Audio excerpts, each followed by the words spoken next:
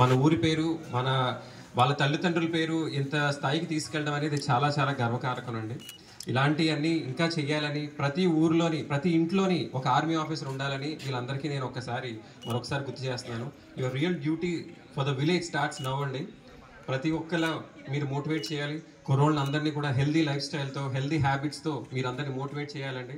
ఒక టీం కింద ఫామ్ అయ్యి స్పోర్ట్స్ కానివ్వండి, ఆర్మీకి కానివ్వండి, అన్నిట్లకి మీరు తయారు చేయవలసిందిగా మిమ్మల్ని అందరినీ కోరుతున్నాను.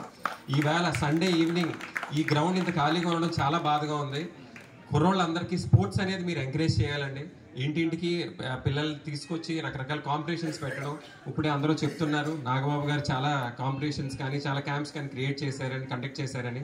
అలాంటి ఇంకా చేయాలని, మన ఊరిలో ప్రతి ఒక్క స్పోర్ట్స్ విలేజ్గా మన ఊరు మార్చాలని మీ అసలైన డ్యూటీ ఇప్పుడు మొదలవుతుందని మరొకసారి మీ అందరికీ తెలియజేస్తున్నానండి.